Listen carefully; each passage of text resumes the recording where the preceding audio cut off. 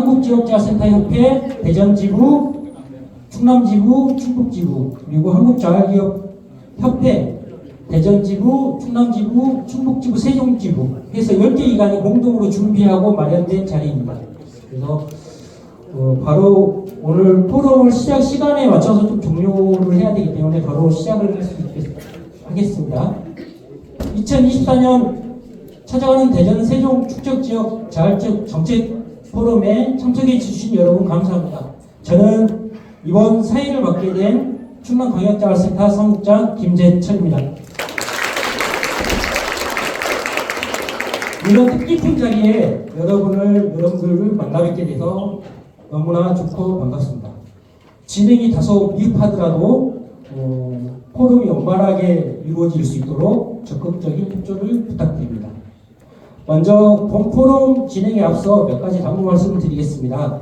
잠시 후 포럼이 시작되면 자리에 정숙해 주시고 원활한 진행을 위해서 소지하고 계신 지금 핸드폰 진동으로 해주시거나 꺼주시면 감사하겠습니다. 포럼 순서는 내일 속에 국민의례, 대사, 축사, 주제 발표 및 토론, 그리고 플로어 토론으로 해서 마무리가 될 겁니다. 그리고 아직 자활 종사자분들께서는 서명을 안 해주신 분들은 서명을 해주셔야 됩니다. 그래야지 교육시간 인증과 관련돼 가지고 관련이 있기 때문에 꼭 해주시면 좋겠습니다. 바로 내비 소개를 시작하면서 포럼에 대한 내용을 좀 설명을 해드리겠습니다. 한국자활복지개발원에서는 2021년부터 자활정책 포럼을 좀 진행을 해오고 있는데요. 실효성 있는 자활정책 포럼을 하기 위해서 작년부터 2023년부터 권역별로 찾아가는 자활정책 포럼을 운영해오고 있습니다. 작년 충청 지역에서는 대전에서 처음을 했었고요. 올해 충청 지역에서는 두 번째가 되고, 올해로는 제주에서 지난 4월 달에 제주 강원 지역 자활정책 포럼을 했습니다. 이번에 한국자활복지개발원과 하는 자활정책 포럼이 이제 두 번째, 충청 지역이 두 번째가 됩니다.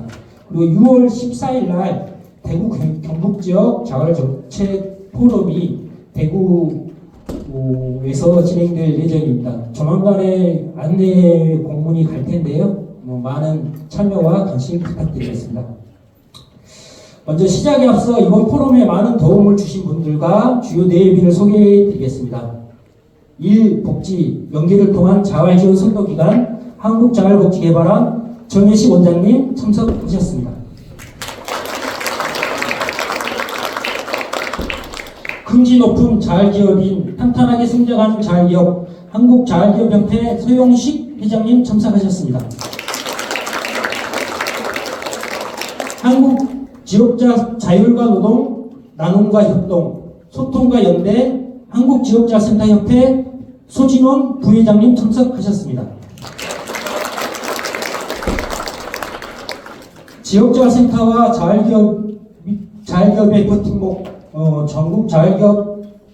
전국광역자활센터 협의회 박일현 회장님 참석하셨습니다.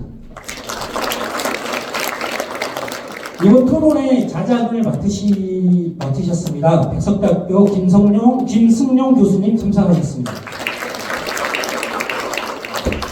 기조 발제를 맡으신 한남대학교 권소일 교수님 함께하고 계십니다. 지역자활센터와 자활기업의 입장에서 토론 발표를 해주실 분입니다. 아산지역자활센터 이현수 센터장님, 그리고 자활기업 민 세지기동장 미용케어 송유정 이사장님 함께 참석하셨습니다. 그리고 토론자로는 한국자활기업협회 김기흥 정책위원장님 오셨습니다.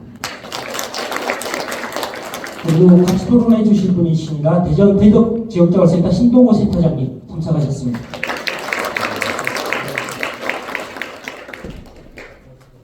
그리고 충북광역자활센터 항정구 사무국장님 함께하고 계십니다. 그리고 한국자활연수원 이복원 원장님, 연수원장님 함께하고 계십니다.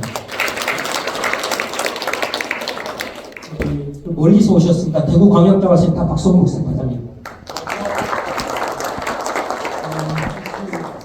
강원광역자활센터 이경희 센터장님 오셨나요? 제가 체크를 못했습니다.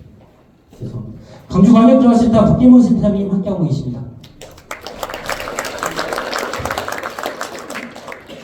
이분도 지금은 저희 자활기업에 속해 있고 자활기업으로 열심히 또 사업을 하고 계십니다.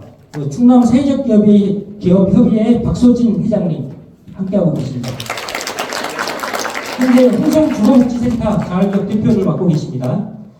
그리고 충남 사회경제 네트워크 박찬무 이사장님 함께하고 계십니다. 이분도 주거박성이라고 자활기업 대표를 하고 계십니다.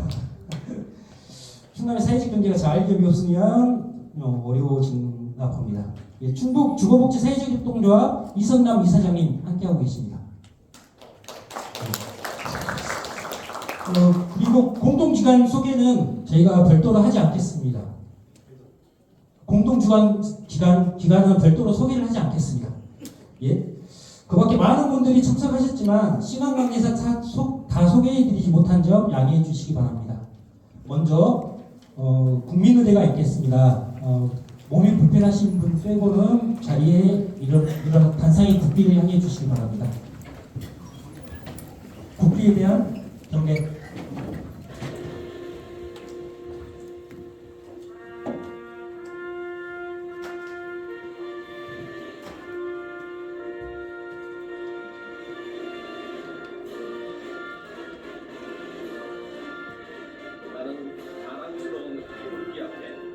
자유롭고 정의로운 대한민국의 무궁한 영광을 위하여 충성을 다할 것을 굳게 다짐합니다.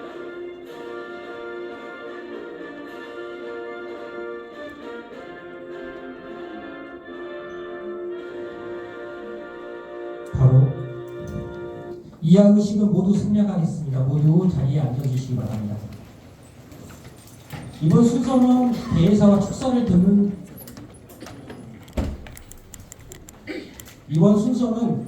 축사를 듣는 순서를 갖겠습니다. 근데 중요한 내용이라서요. 이게 지금 청소년들이 이용하는 시설이다 보니까 모닝 54소에 6772, 모닝 57우에 0842, BMW 115에 6258 이 차량 이동 좀 해달랍니다. 학생들이 교육받으러 오는 공간이라서요. 모닝 54에 6772, 모닝 57우에 0842, BMW 115에 6258 없으면 바로 이번 순서는 대회사와 축사를 듣는 순서로 가겠습니다. 대회사는 공동 주최 주관 기관이 있는데 대표해서 한국자활복지개발원 원장님이 해주실 거고요. 축사는 한국자활기업협회 회장님과 한국지역자활센터협회 부회장님 그리고 전국광역자활센터협의회 박일현 회장님 순으로 진행을 하겠습니다. 오늘 이 포럼을 위해 많은 공동주관 기관들이 고생을 해주셨는데도 이를 대표해서 한국자활복지개발원 정혜식 원장님께서 대회사를 해주시겠습니다. 연단 중앙으로 오시기 바랍니다.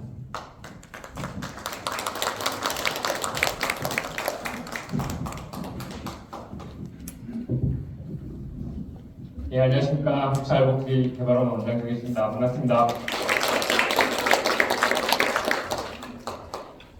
예, 오늘 가산에서 뜻깊은 우리 지역자활정책 포럼을 개최하게 됐습니다.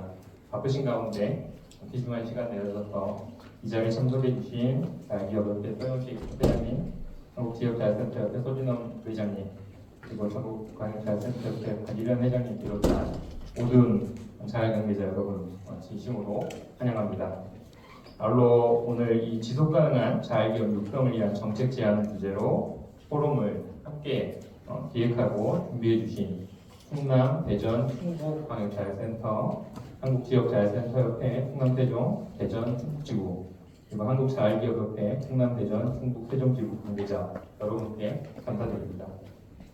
오늘 이 주제가 왜 선정됐는지는 우리가 뭐 따로 말씀 나누지 않아도 다 공감할 주제일 것 같습니다. 자활기업은 우리 자활사업의 꽃이라고도 이야기하고 또 한편으로는 그 이름 말고도 실질적으로 취약계층에게 일자리를 제공하고 또 자립을 지원하는 데 중요한 조직입니다. 그렇지만 여러 가지 한계에 지금 부닥쳐 있고 이 한계를 우리가 어떻게 극복해야 되는지 끊임없이 고민하고 있으면서 다양한 수단들을 동원해 본 지가 어느덧 6년, 7년이 돼가고 있습니다. 그 과정에서 여러 가지로 자연스럽게 창업이 안 이루어지고 있는 이유들 우리가 따로 말하지 않아도 어떤 이유들이 있는지는 어느 정도 또 알고 있습니다. 또 창업을 하더라도 오래 버티지 못하고 금방 폐업하게 되는 그러면서 우리가 이 자활사업의 순환고리가 순환이 잘 이루어지고 있느냐라는 질문들을 하면서 우리 전체 자활 종사자들이 답답해하고 이게 우리의 한계인가라고 생각하면서 뭔가 깊은 회의감에 빠져 있는 상황인 것 같습니다. 그 외에도 정책 환경이 끊임없이 변하고 있는 부분들도 어려움을 가중시키고 있습니다. 우리 주변에 있는 사회적 경제 조직들이 다 힘들어하고 있는 상황에서 우리 자활이 참여하고 있는 전체 환경이 열악해지고 우리의 경쟁이 치열해지고 있는 상황들 속에서 도대체 우리는 무엇을 한 점에 모아서 급하고 만들어가야 되나 그런 고민들을 하고 있습니다. 오늘 주제가 그런 고민들 속에서 작은 실마리들도 찾아가는 주제일 거라고 생각이 듭니다. 자율기업 창업 감소 원인 분석 그리고 자율기업의 지속 가능성 제고를 위한 창업 성장, 성숙 단계별, 자율기업 지원 방안에 대한 고민들을 할 자리입니다. 오늘 아까 소개는 못 받은 것 같은데 우리 자율복지개발원에 일자리 사업본부 굉장히 계시죠? 네, 아직 못 오셨어요? 네, 몇 차례 놓쳤나 봅니다. 아직 못 오셨지만 우리 일자리 사업본부에 일자리 사업개발부하고 성장지원 직원들이 다 거의 다 왔습니다. 여기 지금 오늘 현장에서 말씀해 주시는 깊은 고민들, 생생한 이야기들을 같이 듣고 정책 방향들을 찾아가야 될 것 같습니다. 우리가 여기서 또 말 못하지만 이제 개발원도 정책적인 고민들, 사업을 작은 방식으로 사업을 설계하는 데 있어서 또 개발원이 가지고 있는 외적인 고민들이 있습니다. 그 고민들을 개발원 직원들도 이 자리에서 잘 풀어나가길 바라겠습니다. 오늘 논의 바탕으로 해서 어떻게 하면 더 효과적이고 지속 가능한 방식으로 자활기업이 지속 가능할 수 있도록 지원할 수 있는지 이런 방법들을 열심히 고민해 보도록 하겠습니다. 오늘 포럼을 기획하시고 또 이 포럼에 와서 같은 고민을 나누는 모든 분들에게 진심으로 감사드립니다. 마치겠습니다.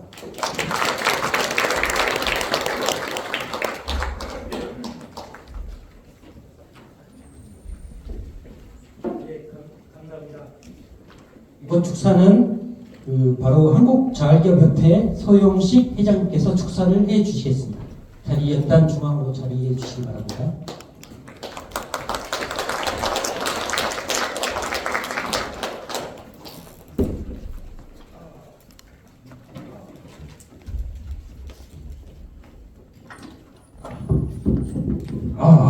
안녕하십니까. 한국자활협회 서용식 인사드립니다.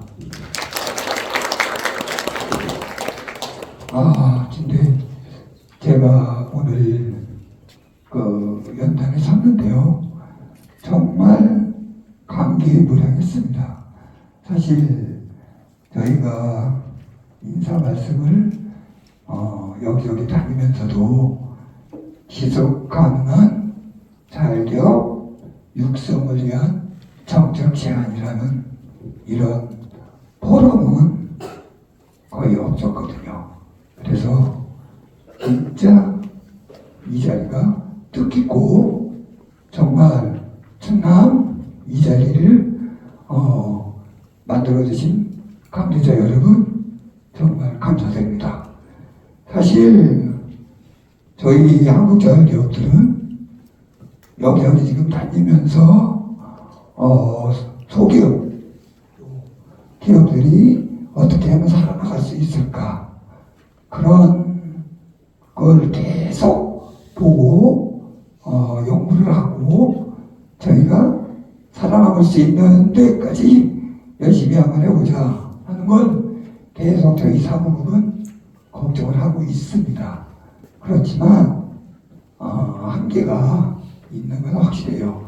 그럼에도 불구하고 우리 개발원에서 원장님이야 우리 연수원 이공훈 원장님 여러 가지 사업 개발비나 아니면 전문 인력 이런 걸 또 만들어가지고 저희가 그나마 이렇게 지속 가능하게 할 수 있게끔 해준 거 진심으로 감사드립니다.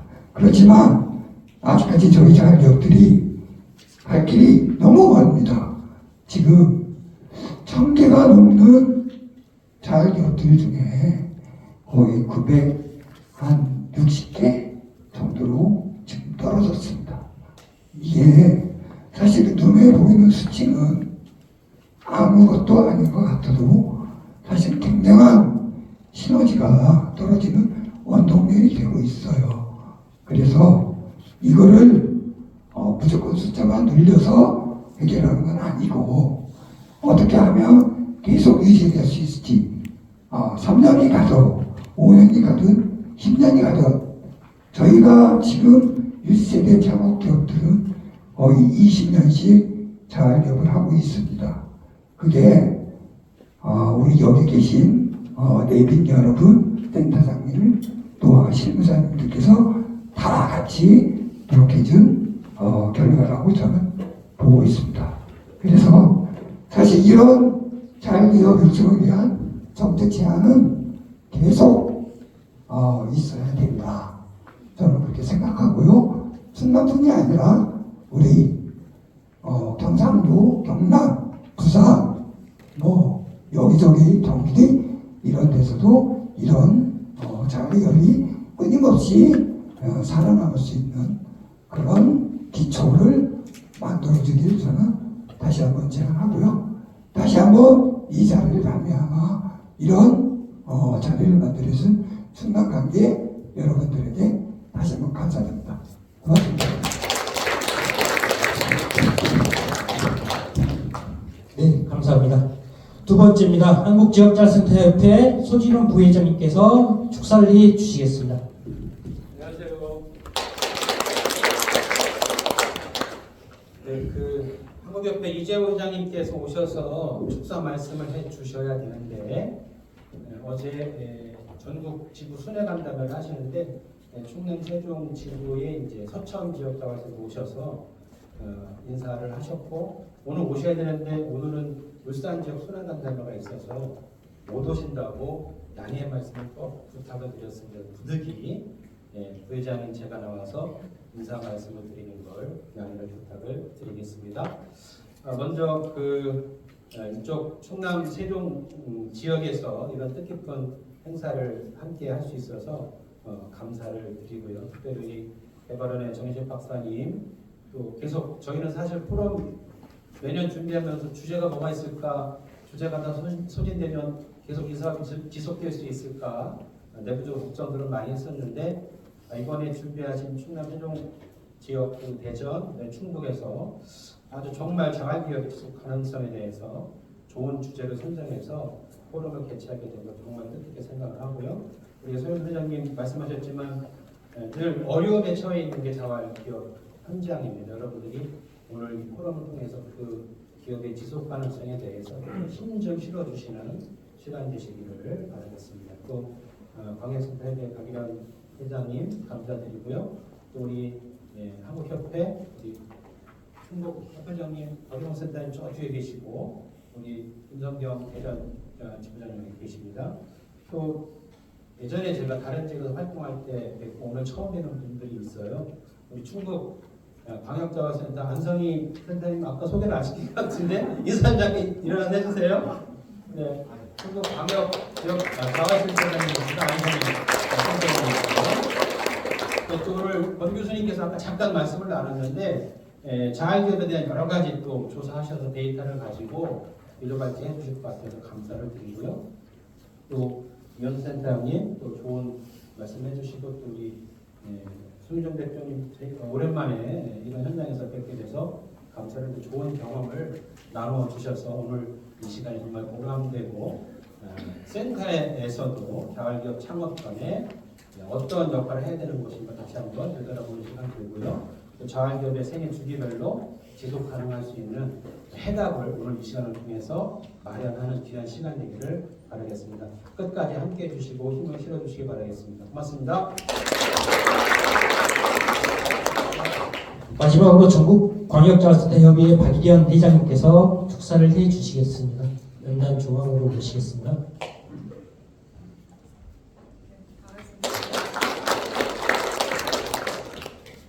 네, 중감센터장님, 저는 제주도에 할 때는 인사를 안 했기 때문에 오늘 인사는 안 하고 편한 마음으로 축하하려고 이 자리에 왔는데 갑자기 여기 인사하라네요.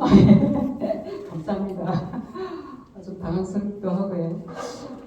제가 천안에 이번 달에 2번이나 지금 2번째 천안에 왔습니다. 올해는 천안 아산하고 굉장히 인연이 많은 것 같습니다. 우리 그 나라의 이 허리를 책임지고 있는 우리 충남, 충북, 대전, 세종, 우리 자활 가족 그리고 자활을 사랑하는 여러분들 정말 감사드리고 오늘 이 발제를 하시기에 오신 교수님들, 토론자들 저희 경남은 지금 아직도 못 구했거든요. 너무 자활은 어렵다 이러면서 답을 안 하시려고 그래가지고 근데 해주시는 분들 너무너무 정말 고맙고 사랑합니다. 우리 자활은 열심히 땀 흘리는 조직이기도 하지만 한순간도 저희가 20여 년 연구하고 토론하고 하는 이런 시간을 저희가 소홀했던 적은 없는 것 같습니다. 매년 어떤 지구에서나 어떤 강력에서나 이런 것들을 끊임없이 해왔기 때문에 남들 보기에는 그렇게 거창한 사위지 뭐 이렇게 제대로 평가를 하실지 모르겠지만 우리 스스로는 굉장히 자긍심을 가지고 오늘의 자아를 저희가 버티고 유지하고 있는 게 아닌가 하는 그런 생각을 가집니다. 우리가 하는 이 토론회는 자활의 출발, 자활의 시작을 저희가 다시 되새기고 그리고 자활의 현실을 직시하고 그리고 자활의 미래를 고민하고 준비하는 그런 자리가 아닌가 합니다. 오늘 이 자리가 또 자활이 한 발자국 앞으로 가는 그런 기회가 되기를 바라면서 여러분 축하드립니다. 감사합니다. 오늘 저희가 시간을 최대한 맞추려고 준비를 하고 있고요. 바로 기조 발제 들어갈 수 있도록 하겠습니다. 기조 발제 하면 불이 꺼져야 되는데 스크린 내려오고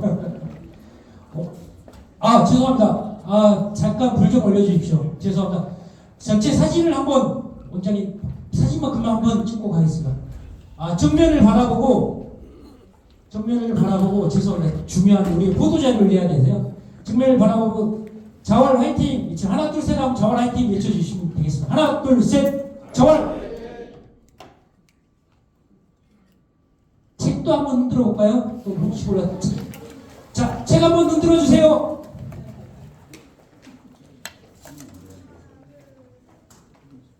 됐나요? 아주 보도자료 제가 해야 되거든요. 바로 기조 발제가 있겠습니다. 그 스크린 내려주시고 기조 발제는 저희가 시간은 30분입니다. 지금 23분, 25분 됐으니까 55분까지 우리 권수일 교수님께서 맞춰주실 거라 생각하시고요. 혹시 앞에 물 좀 하나 갖다 주시는데 바로 마이크는 기조 발제 하실 권수일 교수님께 넘기도록 하겠습니다.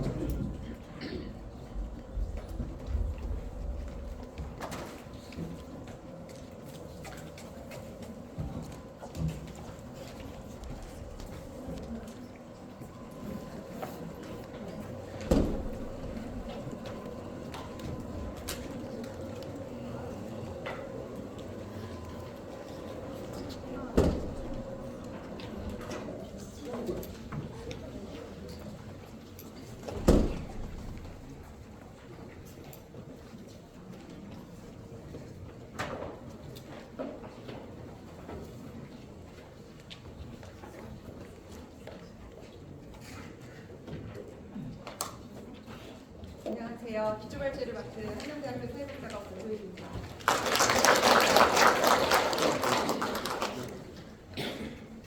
네, 30분 동안 여러 축하와 감사 인사를 들어서 너무 저는 충만해지는 느낌입니다. 일단 나오나요?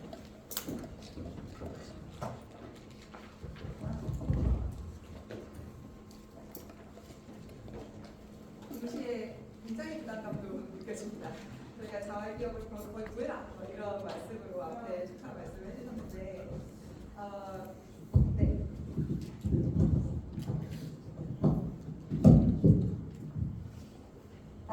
네. 요즘 더 잘 들리는 것 같습니다. 그래서 이 기초발제로 자활기업의 대단한 정책을 마련하고 자활기업을 구하고 오려합니다라는 그런 말씀으로 굉장한 부담감을 느껴졌지만 그렇지만 한 가지의 희망은 10마리 정도를 찾자라는 그 마음으로 발표를 시작할 수 있을 것 같습니다. 사실 이 발표는 작년에 한국자활복지개발원에서 연구팀에서 2023년 자활기업 및 종사자 실태조사 이것을 했었고요. 그때 당시 작년에도 이 발표를 일정 부분 진행을 했었고 11월인가요? 네, 발표를 했었고 그 이후에 이제 이 자활기업 대전 세종 충청 지역 자활복지 포럼에서 이 자활기업의 성장 단계별로 어떻게 하고 있느냐, 어떤 정책이 필요하냐라는 의미로 이 발표를 요청해 주셨습니다. 그래서 사실 대단히 이 자활기업 종사자 실태조사 이것을 기반으로 발표를 드리는 거고 그때 당시 발표로 이것을 좀 찾아보시면 거기에 연구 보고서를 보시면 훨씬 더 많은 내용들이 있기 때문에 그 부분을 참고를 하셔도 좋을 것 같습니다. 그리고 오늘 이제 발표할 내용은 그렇지만 생애 주기별로 좀 분석을 조금 더 추가를 했었고요. 그리고 그 발표 때는 자활 기업 이쪽을 좀 중심으로 말씀드렸는데 오늘도 물론 기업을 중심으로 말씀드리지만 그 가운데 우리 기업에서 누가 어떻게 일을 하고 있는지 이 일하는 사람들을 좀 더 중심으로 말씀드릴까 합니다. 사실 연구는 연구입니다. 연구는 그냥 숫자이고 그리고 거기에 정책을 개발하기 위한 기초 자료 이것으로 많이 활용할 수 있게 근거 자료를 드릴 수 있습니다. 근데 오늘 발표가 지나고 나서 또 토론을 해주시고 또 다른 보완 설명을 해주실 많은 분들께서 현장은 어떻다, 이 숫자는 이렇지만 현장은 지금 그렇지 않다, 또는 여기에서 이런 것들 좀 더 얹었으면 좋겠다라는 이런 얘기들로 풍부한 이야기들로 꾸며졌으면 좋겠습니다. 네, 어쨌든 지금 자활기업은 2023년 기준으로는 그때 당시 사업보고서에 운영한 자활기업이 그러니까 한 900여 개 넘게 말씀해 주셨는데 한 871을 그러니까 사업보고서를 등록한 기업들을 그렇게 되었었고요. 제가 종사자 기준은 좀 찾아보지는 못했는데 어떠한 자료에서 그 협회에서 나왔던 자료에서 15,000여 명 정도 된다라고 되어 있었는데 뒤에 우리 포럼 자료를 보니까 한 8,000여 명 이렇게 되어 있는 것으로 되어 있는데요. 어쨌든 이 밑에 있는 자활기업의 종사자 실태조사 이걸 시작할 때는 이 자활기업 171개를 전수를 목표로 그 전수조사를 실시했었고 종사자는 원체 많았기 때문에 여기서 표집을 해서 실시를 했었습니다. 그 내용은 기업 같은 경우는 기업의 뭐 기본 정보 같은 게 들어갔었고 운영 상황이 어떠한지 그리고 자활기업이 네트워크를 어떻게 형성하고 있는지 성과라고 하는 부분 점점 매출액이 올라가는지 아니면 사회적 성과가 어떤지 사회적 가치를 어떻게 지켜나가면서 운영하는지 이런 부분들을 조사를 했었고요. 종사자의 파트에서는 근무 처우, 그러니까 임금이 어떻게 받고 있고 만족도는 어떻고 우리의 기업의 문화는 어떻고 교육이나 국민후생 그리고 이직 의도가 어떤지 이런 얘기들을 좀 여쭤봤습니다. 그런데 오늘 얘기할 부분은 그래서 이 자활기업이 어떻게 지속 가능할까라고 하는 이 부분을 얘기하기 위해 그래서 이 안에는 같이 일하는 사람들이 어떠한 처우를 갖고 있는지 그리고 자활기업이 운영되는 데 있어서 제일 중요한 판로 그리고 홍보는 어떻게 하는지 운영 자금은 어떻게 마련하는지 그리고 지원, 자원 연계 네트워크를 어떻게 하고 있는지 그리고 공간의 구성들은 어떠한지 이득을 어떻게 내는지 이런 부분들은 자활기업을 운영하는 데 있어서 반드시 필수적인 지점으로 말씀드릴 수 있을 것 같습니다. 자활기업 그 624개 정도가 응답을 했습니다. 그래서 66.5%, 그리고 봉사자는 1,300여 명 정도 응답을 해주신 상태고요. 그 전체 이 기업의 규모가 응답하신 그 기업의 규모를 보니 5인 미만의 기업이 67%, 그리고 10인 미만으로 다 합산하면 10인 미만의 그 기업이 93% 이상이 되는 상황입니다. 그러니까 자활기업은 5인 미만의 기업이 굉장히 많고, 그래서 근로기준법을 적용받지 못하는 적용받지 않아도 되는 그런 기업들도 많은 상황이고, 더군다나 어쨌든 10인 미만의 그 기업들이 90% 이상 있다라고 하는 것, 아주 작게 운영되고 있다라는 부분으로 먼저 짚을 필요가 있겠습니다. 그리고 이 자활기업이 한 3년에서 7년 차 정도 되는 부분이 제일 많았고요. 한 30% 정도가 3년에서 7년 차 정도가 되어 있었고, 업종 같은 경우는 집수리, 그리고 세탁 청소업, 그리고 가공, 생산하고 가공하는 것, 배송, 운전하는 이 업종이 많은 부분을 차지하고 있었는데, 아시다시피 자활 사업단에서부터 출발한 이 사업의 종류가 이 업종대로 이어지는 것을 볼 수 있습니다. 그리고 운영 주체는 개인 사업자보다는 법인 사업자가 조금 더 많았는데 비슷한 수준으로 나타나고 있습니다. 오늘 얘기할 부분 중에 분석됐던 그 기준을 잡아놓던 그 생애 주기를 한번 살펴볼 필요가 있겠습니다. 그러니까 이것은 사실 객관적으로 우리 기업이 시작 단계다, 또는 성장 단계다, 또는 위기 단계다, 이렇게 객관적인 지표를 연구자가 보고 판단했던 것은 아니고요.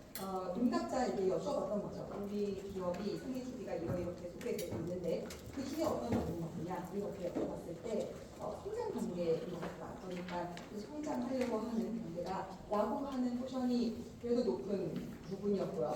그리고 그 성장 직전에 이제 막 치고 올라가려고 하는 생존 단계가 25% 정도 되고 있었고, 그리고 위기 단계 역시도 14% 정도 돼서 이제 곧 휴업할 것 같아라고 응답하신 분들도 14%가 됐는데, 이러한 그 생애 주기를 봤을 때 업종을 보다 보면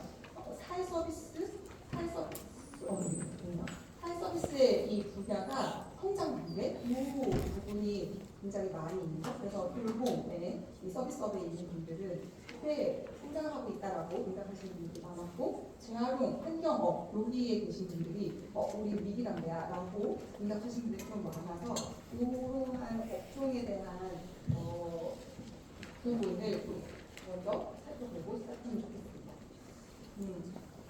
그래서 본격적으로 이 기업에서 일하는 사람들은 어떠냐라고 했을 때, 저는 제일 궁금한 게 기업에서 자활기업에서 일하면 얼마 벌어요? 이것이 궁금하거든요. 여러분들께서는 어떠신지 모르겠습니다. 생물이라서 그런지 얼마 벌어요? 이게 진짜 궁금하거든요. 평균 206만 원 이 정도 버는 것으로, 그러니까 월 평균 206만 원이고 그것은 세후 기준입니다. 그래서 월 평균 206만 원으로 기재를 해주셨고, 대체적으로 200에서 250만 원 선이 많은 부분이 있었는데, 제가 좀 놀라웠던 건 자활기업의 규모가 크면 클수록 임금이 더 높아지는 거 아닌가? 뭔가 일거리도 많고 일상을 타는 사람들도 많고, 그래서 뭔가 많이 생산할 수 있을 것 같은데 라고 생각했는데, 자활기업은 조금 달랐습니다. 자활기업의 기업 규모가 물론 30인 이상이 되는 곳은 가장 평균 임금이 높기는 합니다. 그런데 그 순서가 규모에 따라서 쭉쭉쭉 높아지는 게 아니고, 적은 규모라도 212만 원, 그러니까 3인 미만에 있는 이 기업이더라도 적은 규모인데도 평균 임금이 다른 이 5인에서 10인 사이에 있는 기업 규모보다 월 평균 임금이 높은 거죠. 그래서 자활기업은 규모가 크면 클수록 임금이 높은 것은 아니다. 그러니까 아마 적정하게 이 일거리의 수준이 있고 거기에 따른 규모의 그 종사자의 규모 이런 것들이 있을 것이다 라고 생각이 드는 부분이었습니다. 그렇다면 이만큼의 임금을 버는데 엄청 갈아 넘어서 진짜 거의 몇 년 계속 하시는 일하시는 건가? 라고 봤을 때 거의 40시간 정도를 다 주 40시간을 지키고 계셨고 평균 38.3시간 물론 추가 근무를 하는 것도 있지만 우리의 일정한 그 업무 시간을 지키는 것으로 나타났습니다. 네. 그리고 자활기업에서 일하는 사람들의 나의 느낌이라고 하는 부분에 가장 많이 얘기하셨던 부분은 자아 효능감이라고 합니다. 그러니까 나는 이 사회에서 이 사회 구성원으로서 가치 있고 내가 소중하고 내 역량과 역할이 정말 이 기업을 통해서 성장하고 있다라고 느끼시는 분들이 가장 많이 나타나는 것으로 있어서 자부심을 느끼고 계신다라는 것들을 보았고 그 자활기업에서 일하면서 내가 나의 삶이 이전보다 훨씬 안정됐다라고 하는 것을 같이 느끼고 계십니다. 이렇게 느끼고 계시는 이 분들이 자활기업에서 일할 때 뭐가 더 필요하냐라고 여쭤봤더니 사실 복지 포인트 이것이 훨씬 많이 있을 거라고 생각했거든요. 근데 자활기업에서 일하시는 분들은 복지 포인트보다는 종합검진, 건강에 대한 우려를 더 많이 하시는 것 같았고 그래서 일반 검진 말고 종합검진으로 할 수 있는 그런 제도들이 있었으면 좋겠다라고 하는 그 요구가 더 가장 높은 것으로 나타났습니다. 그래서 종합검진 같은 지원이 있으면 좋겠고 또 복지 포인트와 같은 이건 기업의 포인트와 같은 것들이잖아요. 그래서 뭐 20만 원씩 드릴 수 있는 뭐 이런 복지 포인트 이런 것도 지원에 희망하는 부분으로 있었습니다. 근데 30일 이상의 기업 같은 경우는 이 순서가 좀 바뀌었는데 종합검진보다는 복지 포인트나 암시휴가제 좀 쉴 수 있는 이런 것들을 원하시는 것 같습니다.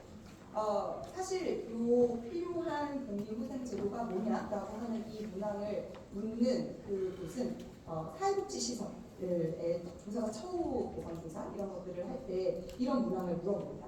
그래서 사회복지시설의 경우 이러한 제도들을 수당 또는 제도로 이렇게 도입할 수 있죠. 근데 그 자활 기업한테 여쭤볼 때 약간 이게 가능한 일인가? 기업의 지원으로서 이 기업 지원, 그러니까 우리 자활 센터 지원이 아니고 기업 지원으로서 이런 것들 도입 가능할까?라는 것을 던져보고자 이런 문항들을 넣었었는데요. 그 가운데 종합검진 같은 경우는 상당히 도입하기 쉬운 그런 제도이기 때문에 정책 지원을 해주시는 자활기관에서도 한번 고민해 보셨으면 좋겠습니다.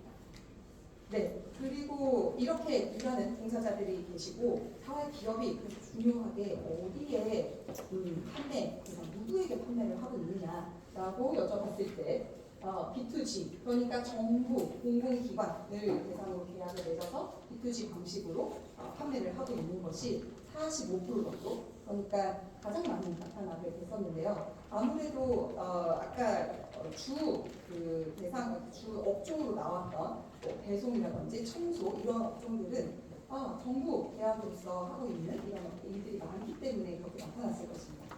그리고 소비자 B2C로 직접 판매하는 것도 34% 그러니까 우리 비등비등하게 이렇게 올라오고 있고 기업과의 계약은 한 10% 정도 미미하게 나타나고 있습니다.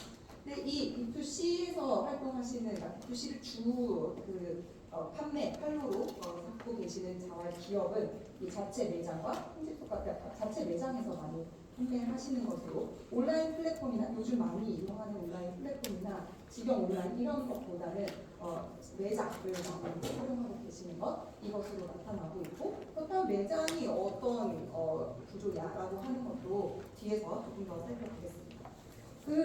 아까 B2G가 굉장히 많다라고 했는데 이렇게 성숙 단계 그러니까 꽤 운영을 오랫동안 해왔던 이 기업일수록 정부와의 계약에 했던 B2G의 그 계약이 상대적으로 높은 것으로 나타나기 때문에 그러니까 초반기에 이제 진입하셨던 자활기업에서 초반기에 진입하셨던 분들은 정부와의 계약을 꽉 잡고 있는 것일 수도 있습니다.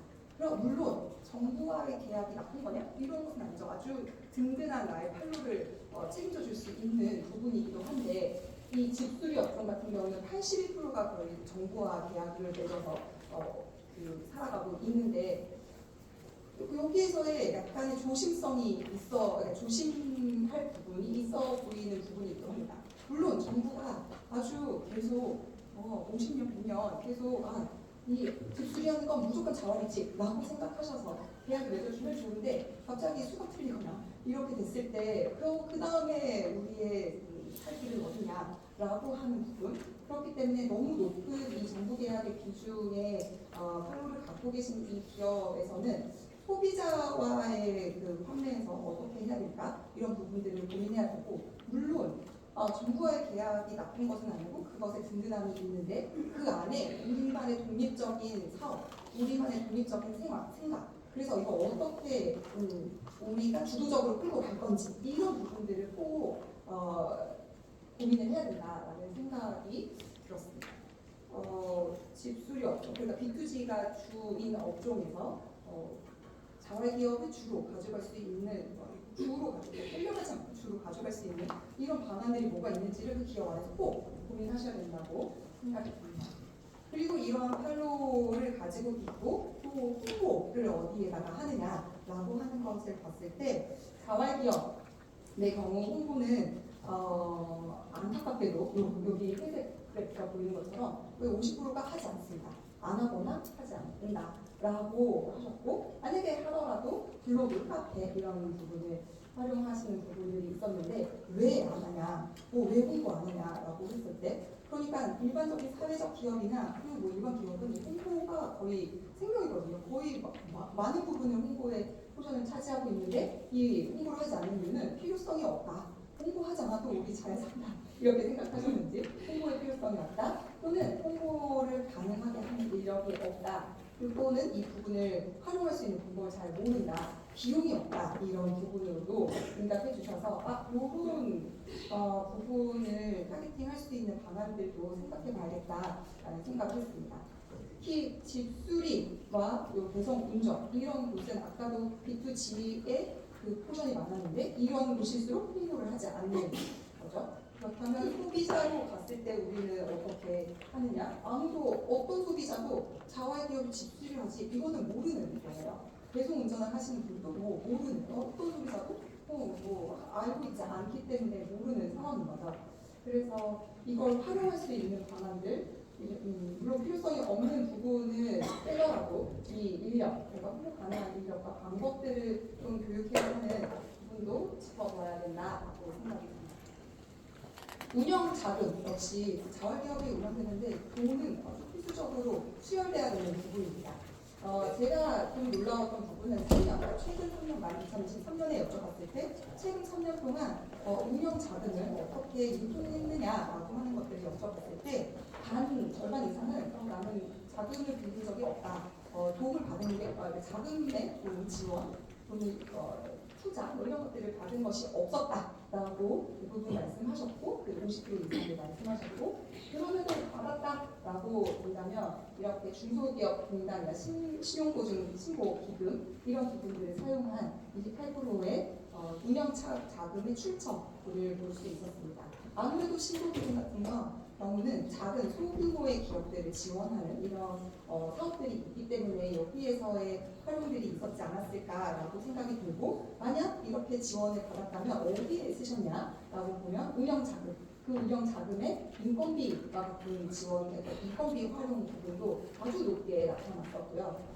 그리고 시설이나 공간의 그 개보수를 위한 이 자금으로도 많이 활용하시는 것으로 나타났고, 오히려 이제 정말 발전해서 소속하고 있는 이 단계인 경우는 운영 자금도 물론 높게 나타나지만 시설이나 공간에 대한 투자를 계속 하시려고 하는 이런 기금 활용처를 볼 수 있었습니다. 그래서 얼마나 빌렸냐? 3년 동안 평균 얼마 빌렸냐라고 했을 때 1억 4,600만 원 이 정도를 자금에 조달한 규모로 나타나고 있습니다. 1억 4,600만 원이 크냐 작으냐라고 하면 우리 기업의 거의 한 달에 무슨 버는 매출액인데 이렇게 생각하실 수도 있는데, 사실 자활기업은 이 1억 4,600만 원을 빌리는 것조차도 어렵게 빌리는 상황입니다. 그 1억 4,600만 원을 빌릴 때 여기 안에 운영 자금으로 꽤 많이 쓰고 있었고요. 그리고 시설과 공간에도 활용하는 7,800만 원 정도를 활용하고 있는데, 네, 이 운영 자금을 지원받는 데 있어서 어려운 점이라고 할 때 대출 서류, 그러니까 대출을 받거나 자원을 받기 위한 지원을 받기 위한 서류를 준비하는데 우리 기업 운영하기도 바쁜데 이 서류 준비하는 것이 너무 힘든 일이었다고 얘기하셨고, 그리고 그 후 그러니까 저리로 빌려주는 것 같았는데 나중에 가면 갈수록 높아지는 이런 이자, 이 부분도 결국 자원을 조달받기 선택하는 것을 부적하게 되는 이런 이유이기도 합니다. 그리고 제가 주목했던 부분은 이 재무 성과 그리고 기업 가치 이 부분을 입증해서 돈을 많이 지원받을 수 있게 조달받을 수 있게 해야 되는데 이 부분에 대한 어려움도 꽤 많이 이야기들을 한다라는 부분이죠. 특히 시작 단계인 이 기업의 경우는 당연히 그 기업의 가치를 입증하는 건 너무나 어려웠을 것 같습니다. 저도 은행에서 대출받을 때 이 생각이 다 어려거든요. 그런데 이제 시작 단계인 이 기업의 경우 자신들의 가치를 입증하는 부분들을 어떻게 가지고 가느냐라고 하는 부분들을 도와드려야 된다고 생각이 듭니다. 아마 뒤에 이제 토론의 내용에서도 말씀하실 거라고 생각이 드는데 자활기업도 4가지 지표를 개발하고 이것들을 활용할 수 있게끔 해야 되는데 지표를 개발한 것은 너무나 좋은데 이것을 기금이 아니고 신고 기금 여기서 활용하느냐 이것도 다른 얘기가 되거든요. 그래서 기금에서 활용할 수 있도록 이걸 들고 가는 것 또는 우리의 그 기업의 물품 그리고 서비스 이 부분들이 굉장히 사회 가치가 있다라고 하는 부분들을 어필할 수 있는 그리고 이게 시장에서 활용될 수 있게 하는 것까지도 접목해 둬야 될 거라고 생각합니다. 연구진에서는 많은 부분들을 신경을 썼다라고 할 수 있게 그래서 자활기업 성과는 어떨까 뭐 이런 부분이 다 고민이 있었는데 그래도 자활의 기업이라고 한다면 이 자원을 연계하는 것 그리고 자원을 끌어들이는 것 이런 부분들이 훨씬 중요하다. 그러니까 기반이 돼야 된다라고 생각을 했었거든요. 그 기반을 만드는 건 네트워크라고 생각이 듭니다. 그러니까 아까 10인 미만의 기업이 거의 90% 이상 되고 5인 미만도 60%가 되는 이 상황에 그냥 각계 전투를 하다가는 다 정말 나가 떨어지는 상황인데 뭉쳐야 산다라고 하는 것처럼 이 네트워크가 단단하게 엮여 있을 때 기업의 기반이 되고 성장될 수 있는 그 성과를 보여준다라고 생각이 드는데요. 그 네트워크의 연계 정도 이런 부분이 어떠하냐라고 하는 것을 여쭤봤습니다. 우선 자활기업이 다른 조직하고 협력해서 사업을 수행해봤냐라고 했을 때 그래도 절반 정도가 나 해봤어 라고 생각을 하셨고요. 그리고 그 중에 이렇게 지자체, 공공기관 그러니까 지자체와 정부와의 협력을 경험이 있다라고 가장 많이 응답을 하셨습니다. 근데 정부의 협력은 자활 우리 기업과 타 사회적 경제 조직과의 협력과는 또 다른 맥락이 아닐까 이런 생각이 드는데 어쨌든 자활 기업은 이 지자체와의 협력이 있었다라고 얘기를 하고 하지만 기업 간의 공동 업종에서의 협력 이런 부분들이 더 활발하게 일어나야 되지 않을까 이런 생각이 듭니다. 그리고 그 협력이 있었을 때 퀄리티가 어땠을까라고 하는 부분을 여쭤보려고 협력 정도가 어땠는가 이런 부분을 여쭤봤었거든요. 그랬더니 4점 만점에 그래도 공공기관하고 2.8점 정도의 그런 협력 정도, 끈끈함이 있었다 이렇게 응답을 해주셨고 오히려 타 자활기업하고는 조금 더 낮은 한 2.5점 정도 느슨한 관계의 네트워크를 연결해서 지금 사업을 해봤다. 근데 이 네트워크는 정말 어려운 것 같습니다. 나의 이점과 그 상대방의 이점 이런 것들을 잘 시너지를 내는 것은 참 어려운 부분인데 혹시 토론에서도 말씀을 해주시면 좋겠습니다. 이런 협력이 참 중요하다고 듣고 있는데 기회가 없거나 협력할 필요성을 못 느꼈다 이렇게 생각하시는 기업이 있었고요. 그리고 운영을 하는 데 있어서 그래서 뭐가 어려운가라고 하는 것 자원을 가지고 오는 것들이 참 어려운 부분인데 이 전반적인 분야에서 자활기업을 운영할 때 정말 어려운 게 뭐냐라고 했을 때 본인도 인력 확보다 좋은 사람들을 끌어들이는 게 어렵다 이런 얘기들을 하셨습니다. 아마 다 공감을 하실 거라고 생각이 들고 그럼 좋은 사람 오게 하려면 어떻게 해야 돼? 라는 얘기들이 뒤에서 이제 풀려서 나와야 될 텐데 아까 얘기한 것처럼 어떤 사람들이 일하냐 임금 수준이 이렇고 그리고 우리는 국민들 또는 이 건강검진 또는 안식휴가제 이런 것들도 자활기업에서 일을 하더라도 충분히 혜택을 받으면서 우리 충분히 잘 기업에서 봉사할 수 있어 라고 하는 부분들을 어필할 만한 이런 제도들이 계속 들어와야 이런 인력 확보가 가능하지 않을까 생각이 듭니다. 그리고 운영할 때 아까도 나왔던 그런 자금 조달을 하는 것들이 어렵고, 그리고 잘 롱런하는 경영의 방법들 이런 부분들이 좀 어렵다. 판로 확보들도 어렵다. 어려운 얘기들을 분야별로 얘기를 해주셨는데 그 가장 지금 까딱까딱하는 이 위기 단계의 기업의 경우는 자금 조달 이런 부분들이 참 어렵고 인력 확보의 부분들도 고충을 느끼시는 것으로 나타났습니다. 제가 올해 1월에 아까 경남에서 오셨다는데 경남의 사회적 기업, 여성 사회적 기업들을 좀 만나고 왔었는데 그분들이 하셨던 사회적 기업이지만 그분들이 말씀하셨던 건 시작 단계에서부터 계속 지원을 해서 받아라 이렇게 얘기를 하신다는 거예요. 근데 우리는 좀 숨고르기도 하고 나는 조금 뒤에 받고 싶고 왜 이렇게 처음부터 다 받으라고 하지? 라고 하는 것들을 이해하지 못하겠다. 그래서 지원을 하는 데 있어서 그런 생애주기별로의 요청하는, 희망하는 이런 분야들이 있다라는 거죠. 그래서 처음에 완전 몰아서 다 지원을 하는 이런 부분보다는 주기별로 지원할 수 있는, 그리고 시점이 좀 다르다라고 하는 것, 이런 것들을 짚어서 우리가 지원을 받을 수 있게끔 세팅하면 어떨까, 이런, 그래서 지원의 방식, 차등 방안 이런 것들이 필요하다라는 말씀을 드릴 수 있겠습니다.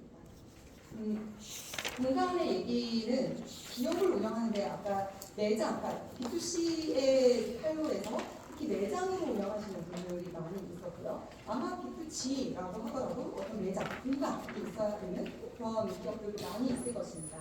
자활기업은 대부분 90% 넘게 임차를 하고 있고 그 임차의 형태가 보증금이 있는 월세로 지불을 하고 계십니다. 보증금은 약 3천만 원 이 정도가 되고 월세 월 88만 원 이렇게 되고 계시고요. 시작 단계가 오히려 월세가 더 높은 그런 형태를 보였고 시작 단계의 기업의 경우는 104만 원 이 정도, 한 달에 이 정도 내는 건 굉장히 큰 부담이 될 수 있습니다. 그래서 이 임대료에 대한 부분도 한번 고민을 해야 되는 것이고, 이게 센터에서 자활 사업단에서 이제 우리들만의 공간으로 나오는 이 단계에서 가장 큰 허들이 또 되지 않았을까 이런 생각이 들고요. 그런데 자활 사업단의 공간도 지금 마련하기 힘든데 기업의 공간까지 우리가 생각해야 되나? 이렇게 할 때 이 기업의 농업이라고 하는 걸 생각해 보면 임대, 이 월세 이 부분도 꼭 고민해 보아야 될 부분이고, 사실 오늘 우리 충청 지역의 포럼이 오기 때문에 지역에서 특히 대전, 세종, 충청의 현황이 어떤가를 좀 분포별로 보면 좋았을 텐데, 제가 보게 된 건 공간 쪽에서 지역별로 확실히 차이가 나는 임대료 수준인 거죠. 대전은 99만 원이고요. 충북은 55만 원. 이렇게 편차가 있는 상황. 근데 그럼 어떻게 지원을 할 것이냐라고 하는 것도 우리 고민을 해야 되는 지점이라고 생각이 듭니다. 그래서 요약하자면 마지막 슬라이드인데요. 자활기업은 10인 미만, 또 그 이하로 5인 미만의 자동 규모로 운영이 되고 있고, 자활 사업단의 업종들이 계속해서 연장되면서 가고 있는 경우가 많이 있다. 특히 기업이나 소비자와의 계약보다는 정부와의 계약을 많이 하고 있는 형태고, 그렇기 때문에 홍보나 마케팅을 하지 않는데 우리는 그럼 주 사업으로 가야 하는 부분이 무엇이냐라고 하는 것을 좀 생각하고 있느냐, 또는 소비자를 대상으로 할 때 어떻게 살아남을 것이냐는 걸 고민하느냐라는 것을 독립적으로 운영할 수 있는 방안들도 보아야 할 것이라고 봅니다. 임차 형태, 또 월세 분담, 인력 확보에 대한 어려움들이 계속 나오고 있는데, 이런 것을 지원하기 위해 필요하다는 것은 이미 나와 있거든요. 이걸 가지고 올 수 있는지 부분도 같이 논의해야 되는 부분이라고 생각합니다. 운영 자금, 타 조직과의 협력 이런 부분들이 다 필요하다, 또는 낮게 나타났던 부분들을 토대로 전문 인력과 같은 지원이 지금도 있는데 이 전문 인력을 확보하는 게 또 어려운 상황이기 때문에 이분들이 들어와서 일을 할 수 있도록 판을 그리고 키워줄 수 있는 것, 이 시기가 뭐 3년, 5년 이 정도에서 그치는 것이 아니고 길게 가야 되는 부분도 있을 것이라고 생각이 듭니다. 업종에 따라서 사업의 지원, 개발 이런 부분도 바꿔야 된다라고 했는데 아까 말씀드린 것처럼 지원의 생애주기별로도 바뀌어야 한다. 그러니까 처음에 전체를 다 지원하는 것이 아니고 업종에 따라서도 필요한 이런 사업 개발 비지원 이런 것들이 다 다르게 나타나기 때문에 이런 지원 과정에서 또 각점이 붙는다든지 이런 부분이 필요하지 않을까 생각이 들었습니다. 저는 네 번째 있는 기업의 미션을 공유하는 것, 자활 기업의 종사자들 안에서도 우리 기업은 어떤 가치를 추구하고 가는 기업이야. 그리고 아까 얘기한 자활 효능감과 같은 부분들도 늘 올려주고 제공하고 그리고 그 안에서 협력을 할 때 우리가 힘을 얻는구나 라고 하는 것을 가지고 갈 수 있게 실천적인 방안들도 강화시켜야 된다라고 생각이 듭니다. 네, 30분을 맞추기 위해서 짧게 말씀드렸는데요. 아까 말씀드린 것처럼 이 실태조사 전반에 대한 그 보고서는 자활개발원의 홈페이지 자료실에 있으니까 한 번씩 다운받아서 보셨으면 좋겠습니다. 네, 다음 토론도 기대해 주셨으면 좋겠습니다. 감사합니다. 구조 발표해 주신 권서일 교수님께 다시 한번 말씀드립니다. 네, 다음 슬라이드를 우리 현재 시간 좀 걸려서요. 1분 정도. 두 번째 발표는 자활기업 창업 이전 단계 지원 체계라는 주제로 충남 아산 지역자활센터 이현수 센터장님께서 해주실 건데요. 어디? 지금 올라오십시오. 이쪽으로. 대전 광역자활센터 이현수 센터장 오성환이 같아서 박수로 모시겠습니다.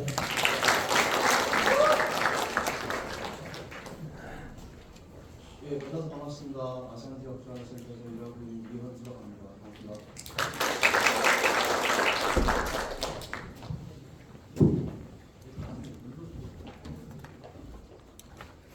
이럴 줄 알았으면 저도 슬라이드를 준비하고 그랬습니다. 한글로 그냥 문서를 쓰고 넘겼는데 얘기를 좀 주지. 그냥 자료집을 보시고 또 그냥 이렇게 제가 하고 싶은, 제가 드리고 싶은 말씀을 좀 그냥 뭐랄까요? 같이 고민해본다, 고민해볼 만한, 논의해볼 만한 내용들을 좀 던진다, 이 정도로 좀 이해를 해주시면 좋겠다라는 말씀을 먼저 좀 드리겠습니다. 자료집이 제가 41페이지부터입니다. 일단 발제를 드리기 전에 좀 한 가지 좀 말씀드릴 거는 이건 해달라고 말씀을 전에 듣고 고민을 하다가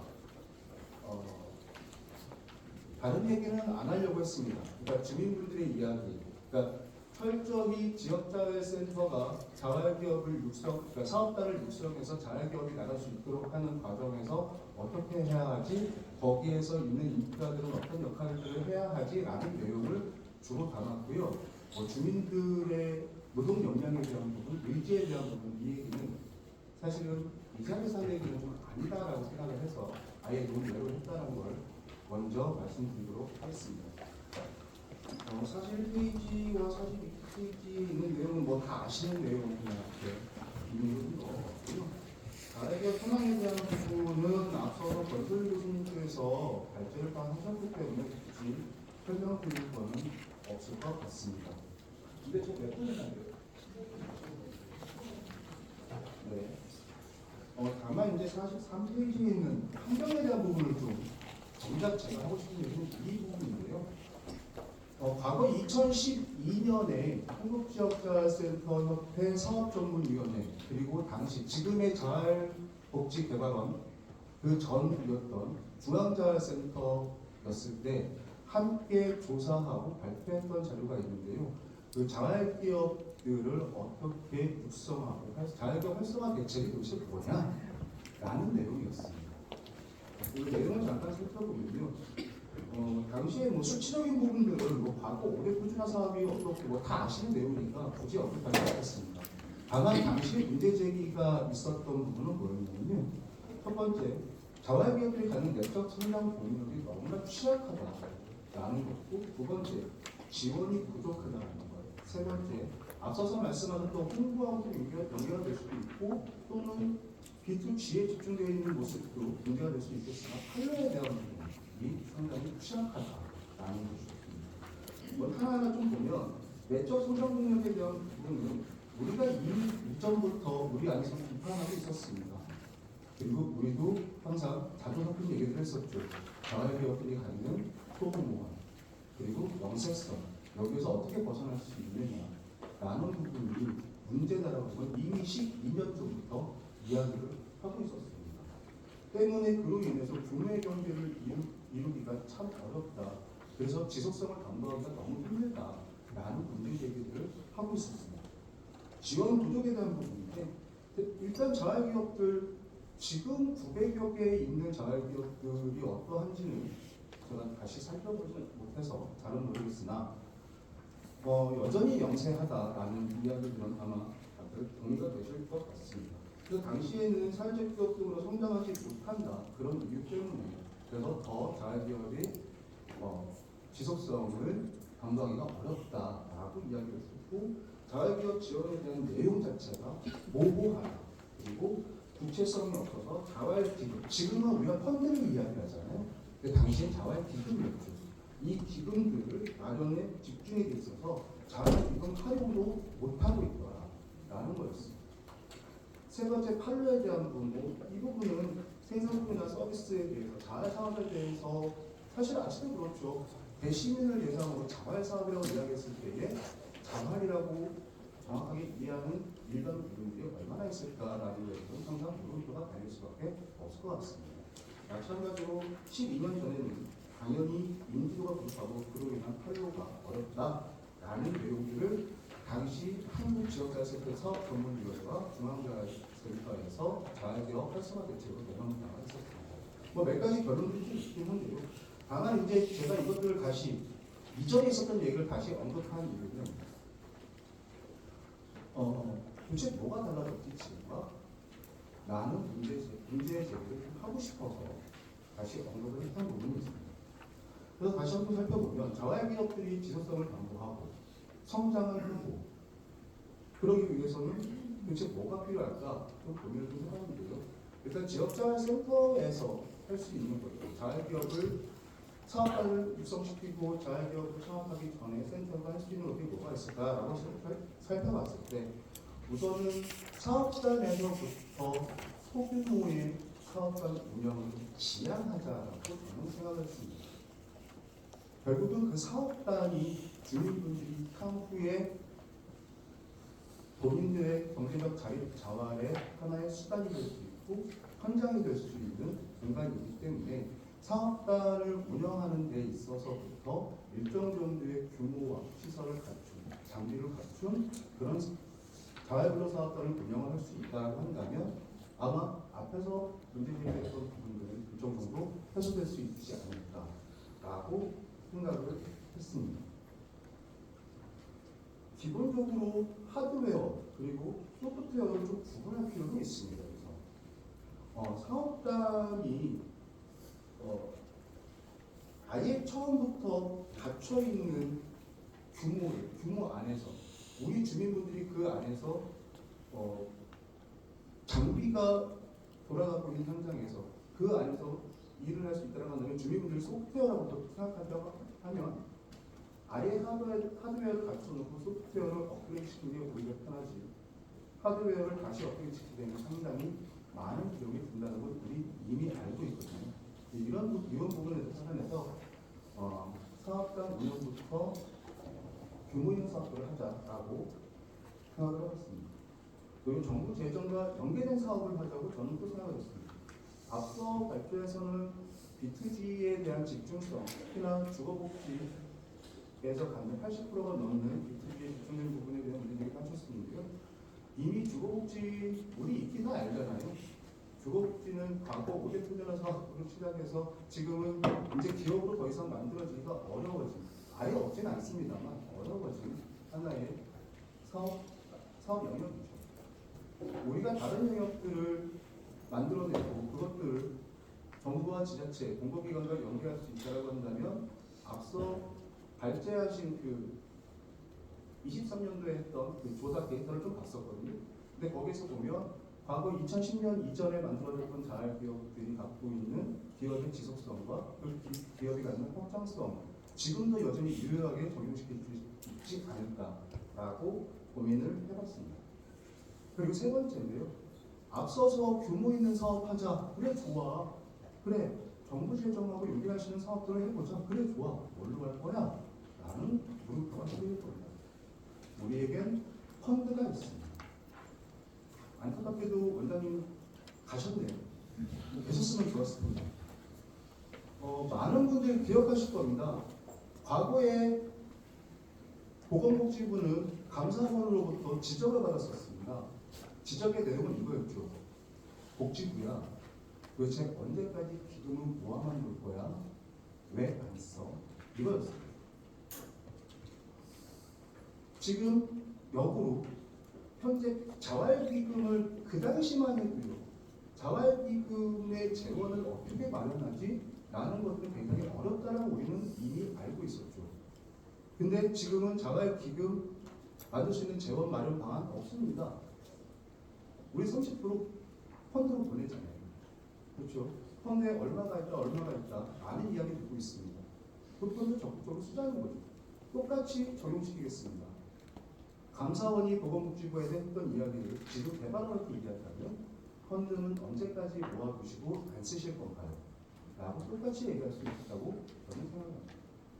물론 들으시는 분들 중에 이 말이 굉장히 불편하게 다가올 수도 있을 것 같습니다만 현장에서 느끼는 부분 그리고 기업은 오히려 더 하실 것 같습니다. 자활기업에 입장에서 봤을 때 이런 부분들이 조금은 해소될 수 있으면 좋지 않을까라고 생각했습니다. 그리고 실제 자활기업으로 주민분들이 나가셨을 때 실제 운영이 가능하셨으면 좋겠습니다. 사업단으로 있을 때에는 사업단을 맡고 있는 담당자가 상당히 많은 역할을 합니다. 물론 현장에서 일은 주민분들이 하시죠. 그런데 사업단을 맡고 있는 주민자가 그 사업단의 세금 문제부터 시작해서 많은 부분들, 특히 행정적인 지원들을 많이 하게 됩니다.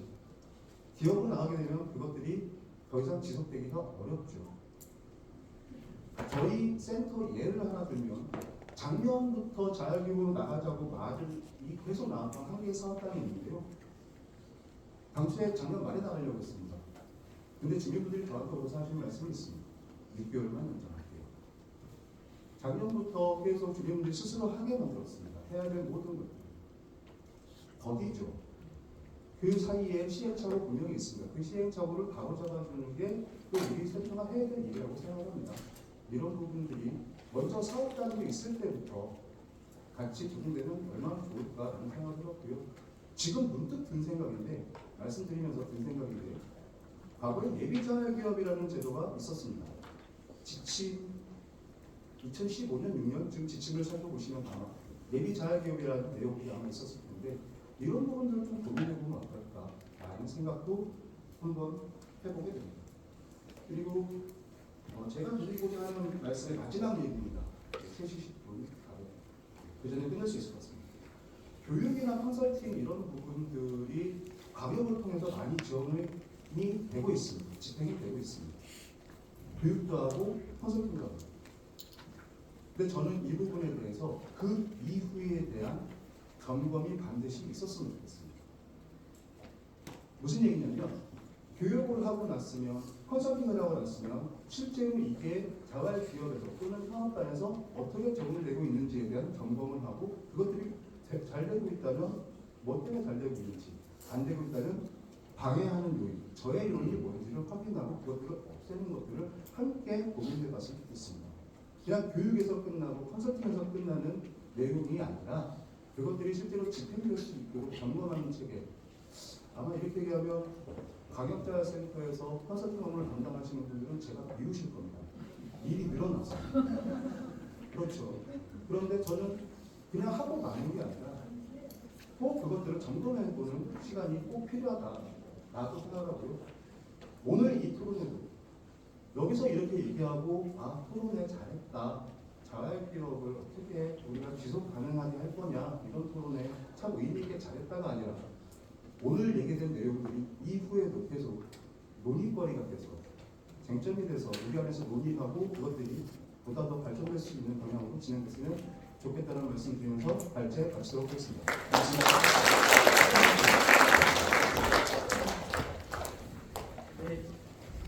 감사합니다. 마지막에 하셨던 말이 강요 자활센터 대비인 이야기라서 굳이 제대로 핑계를 대자면 이력의 한계가 있어서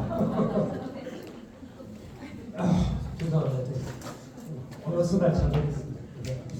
사후관리라든가 이런 필요성들은 관련 교육과 컨설팅 하는데요. 이 필요성들은 저희들도 인정을 하고 강역센터 조사들도 이해하고 있을 거라고 생각하고 앞으로 노력을 하겠습니다. 사회직업동조합 휴먼케어 이사장님이십니다. 충북에 계신 자격 대표님이십니다. 송유정 이사장님 모십니다.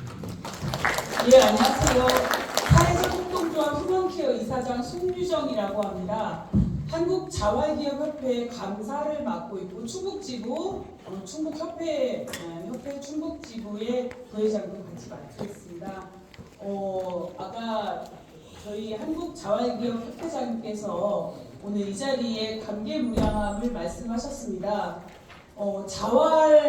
저희들이 실은 다 자활에서 출발해서 지역사회에서 사회적 경제조직으로 일을 하면서 굉장히 척박하다는 생각들을 많이 하는데 그 중에 굉장히 유감스럽게도 이 친정이라고 여겨지는 우리 자활에서 우리 자활 기업에 대한 이야기를 할 수 있는 시간들이 많지 않은 것이 어쩌면 가장 또 어려움 중에 한 가지였는데 오늘 정말 너무나 기쁘게 생각합니다. 한국자활기업협회는 올해 작년에 5주년을 맞이했습니다. 각 당사자 조직으로서 우리 여기 대부분 이제 자활센터에 실무자분들도 많이 와 계시는데 자활을 떠나면 이제 한숨 돌리는 것인지 모르겠습니다. 굉장히 자활기업들이 이제 오늘 이제 성장 단계별 지원에 대한 이야기를 하고 있는데요. 최근의 트렌드는 우리 자활기업들이 국민기초생활보장법 이후에는 5대 표준화 사업이라는 기준으로 출발했었기 때문에 전국에 있는 농어촌 지역까지를 포함해서 표준형 사업 모델들이 나왔었고 어쩌면 지금 이렇게 세미나라도 자활기업 대표로서 올 수 있는 사람들은 그렇게 5대 표준화 사업 안에서 안착한 사람들이 지역사회와 함께 활용하면서 활동을 하고 있지 않나. 여전히 영세하게 그 5대 표준화 사업이라고 했던 아주 옛날에 고리장 시대에 그 정책에서 배제된 사람들은 이곳에 있지 못합니다. 모두 생업이라고 하는 그 한 가지 현장을 떠날 수 없기 때문에 그렇기도 할 거라는 생각이 드는데요. 그렇기 때문에 우리 한국자활기업협회에서는 더더군다나 규모별 지원에 대한 이야기들 많이 하고 있습니다.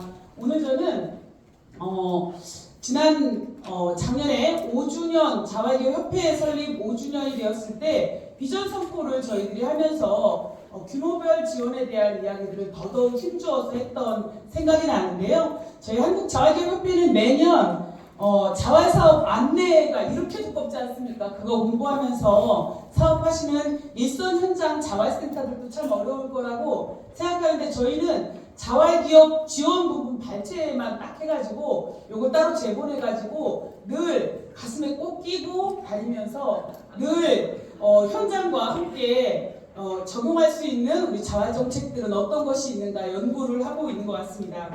예, 이렇게 서두에 오늘의 감사함을 좀 전하고요. 규모별 지원에 대한 이야기를 하겠습니다. 아까 이제 창업 단계에서 워낙 저는 이제 자활 실무자 출신으로 출발해서 올해로 시간이 많이 흐른 것 같은데요. 그렇죠. 사회복지 현장의 경험들이 온통 이곳에 있었기 때문에 횟수는 이제 24년 이렇게 되는 것 같습니다.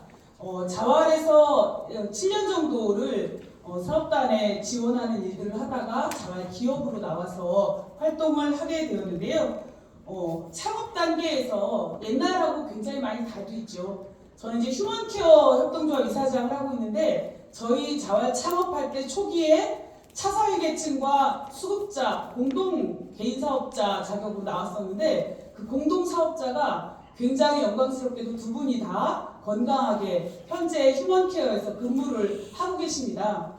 사회형 자활이라는 말이 중간에 나오면서 그나마 저희가 자활 안에 이 정책의 그릇 안에 여전히 있을 수 있게 되어서 매월 자활정보 시스템에 입력하는 일들이나 이런 것들은 완전 시집살이로 이틀을 꼬박 해야 되는 행정일이 저희들 같은 경우는 대규모 고용을 하고 있기 때문에 그런 어려움들이 좀 있기는 합니다만은 자활센터 일선 현장의 어려움은 오히려 그때 그 반짝반짝하던 자활 참여자들의 모습보다는 굉장히 근로 능력이 떨어지는 여러 취약계층들과 함께 하시기 때문에 창업의 어려움들이나 이런 것들을 가지고 계시다는 것을 너무나 잘 알고 있습니다.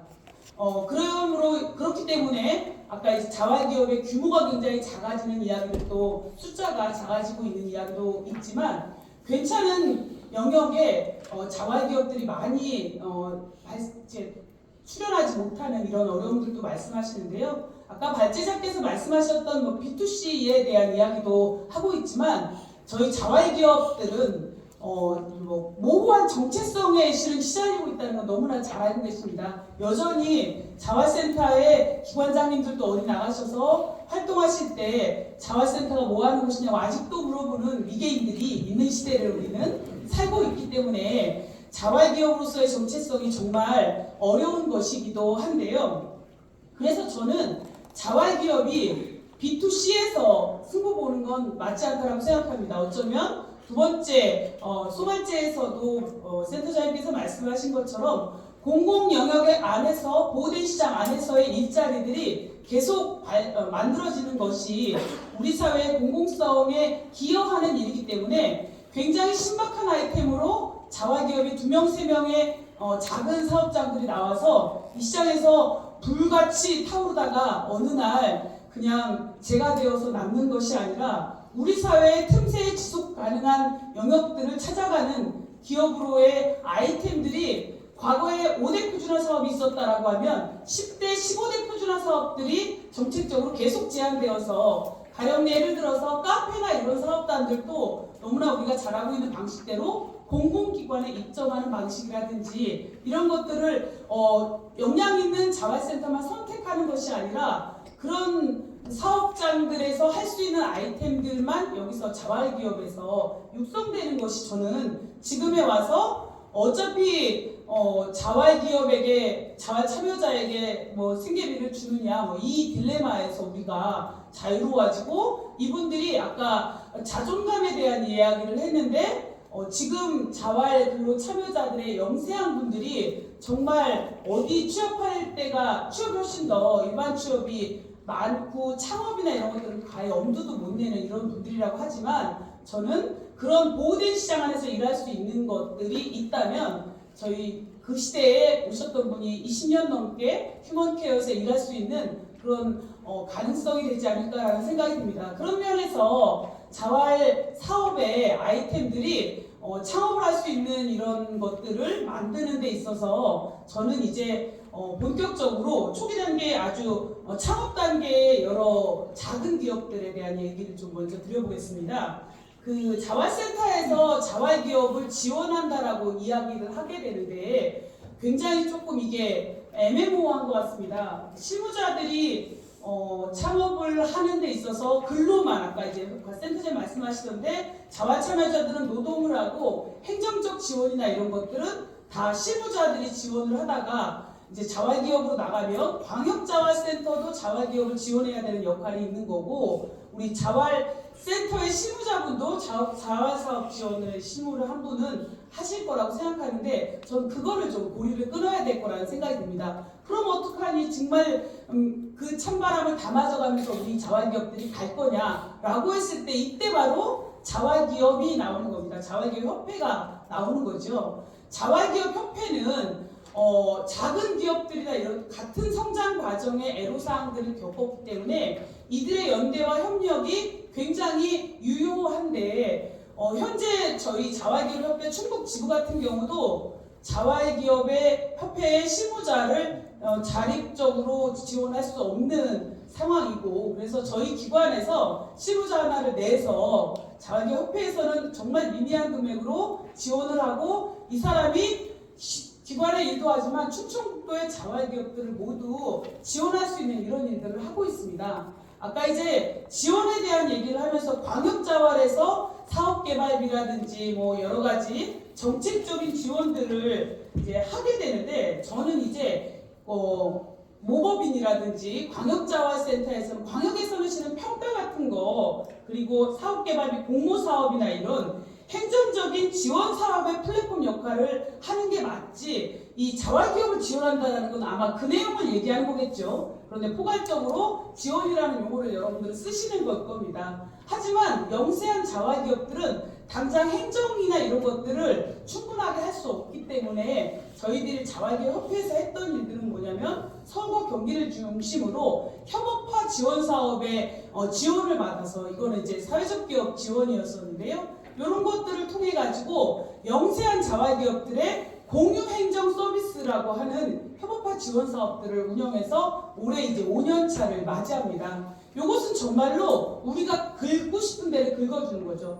사대보험 지원 업무나 이런 것들을 가르쳐주면서 인큐베이팅 해가면서 실제로 이 업무를 대행해주는 역할들을 대여섯 개의 자활기업 하나에 사회적 공유행정 서비스가 들어가서 지원들을 해가는 일들을 해왔었는데, 요게 이제 지원 사업이 일몰을 하면서 다시 또 굉장히 흔들리게 되는 상황들이 되는 거죠.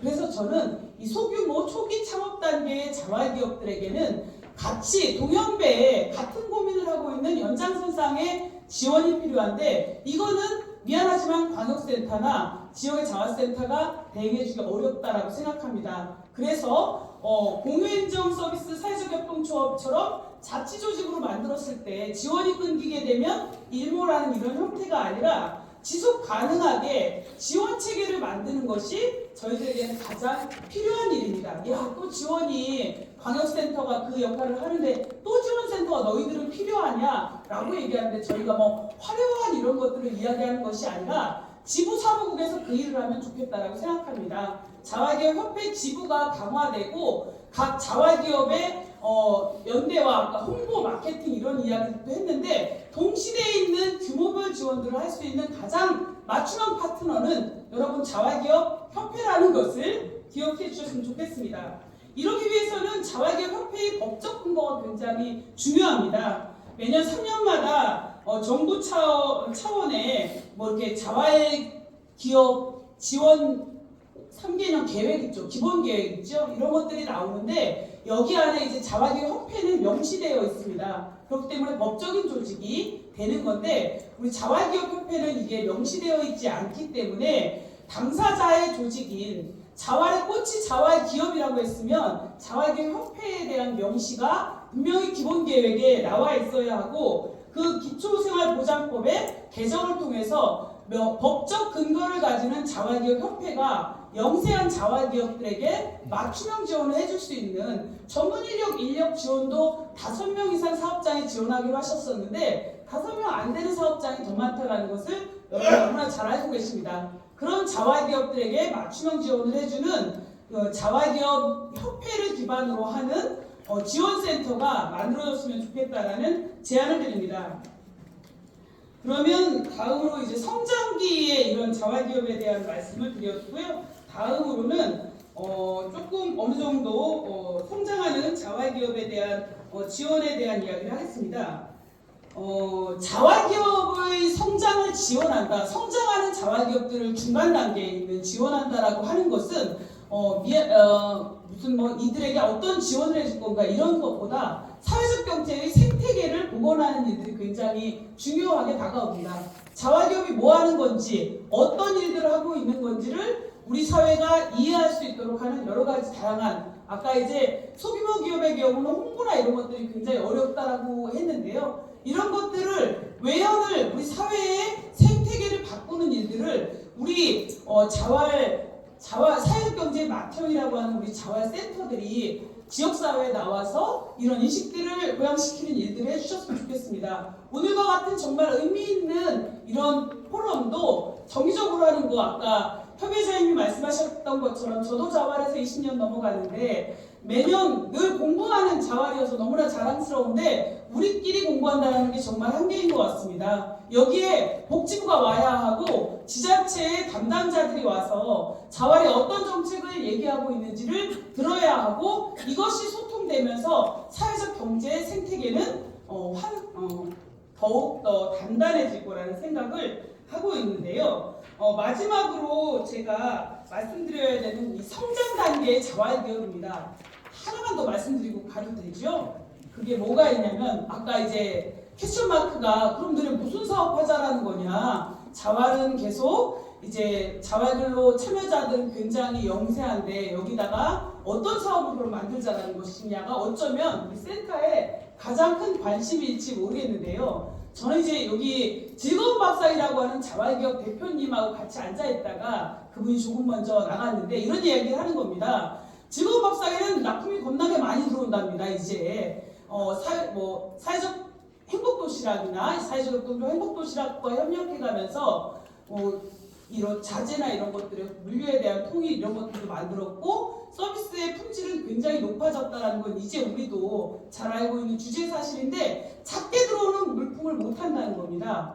그래서 이런 것들을 할 수 있는 자활기업이 우리가 천안자활기업이니까 천안자활센터에 있었으면 좋겠다라는 얘기를 하는 거예요. 그런데 이제 일각에서는 자활기업 있는데 유사업종의 자활센터 사업단을 만드는 게 또 맞냐? 이렇게 지적을 하는 사람들이 있는데 이게 이제 B2B의 입장에서 G의 입장에서 지역사회가 필요로 하는 일들 가령 예를 들어서 통합돌봄에서 필요로 하는 즐거운 밥상의 큰 납품들이나 이런 것들을 한다라고 하면 여기서 나오는 작은 도시락이나 이런 것들은 여전히 유효함에도 불구하고 어쩌면 자활 참여자들의 근로 능력이 떨어진다라고 이야기하지만 이런 사업들은 공공성에 기반해서 가장 근로 능력이 떨어지는 사람, 근로로 안 하고 봉사활동으로 하는 사업을 통해서 지역사회 안에서 이 필요한 서비스들을 지금 맞춰나가고 있다는 거죠. 그래서 저는 이렇게 도시락 배달이라든지 통합돌봄 내에서 청소 사업이라든지 여러 가지 메이저 사회적 경제 조직들에서 감당하기에는 어쩌면 실은 정책과 함께 가야 하기 때문에 저희는 당장 수십 명의 수백 명의 근로자들에게 월급을 줘야 되는 일들을 해야 되는 건데 이 정책과 같이 보폭을 맞춰가는 것만도 실은 어려운 일이기는 합니다. 그래서 저는 자활기업 아이템으로 이렇게 자활근로사업단에서부터 통합돌봄과 관련되는 이런 업종에서의 사업개발이 절실하게 필요한 때이고 그런 제안들을 우리 센터장님들 계실 때 한번 드려보고 싶었습니다. 마지막으로 성장 단계에서 우리들의 성장을 촉진하는데 어떤 것이 있을까? 아무래도 이제 성장 단계에 있는 부분들은 좀 규모가 좀 클 텐데 기금에 대한 문제를 마지막으로 드리지 않을 수 없습니다. 우리 기금에는 아시다시피 2차 지원이나 이런 것들까지를 포함하고 있는 거가 맞잖아요. 이제 펀드라고 해야 되나요?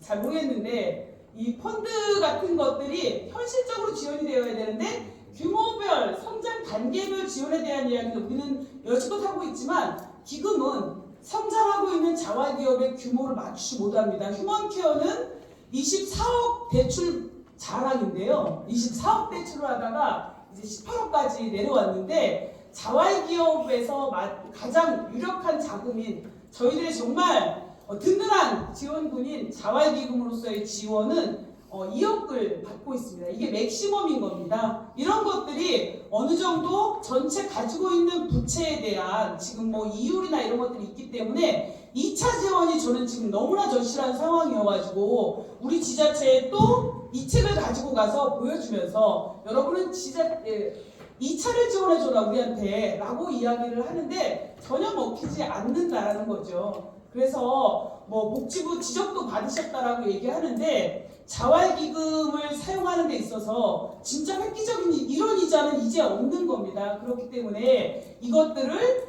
규모별 더 대출이 많은 기관에게는 조금 더 지원해 줄 수 있는 정도로 열려야 하는 것이고 실질적으로 아주 작은 대출도 개별 작은 영세한 자활기업들에게 큰 지출일 수 있기 때문에 이것에 대한 2차 보존을 해주는 것이야말로 공공성 차원에서 지속 가능성을 지켜가는 일이라고 생각합니다. 그 펀드 이야기하면서 얼마 전에 저희 충북 지역에 저희끼리 자활길이 있어서 제가 얘기하는 거인 것 같은데요.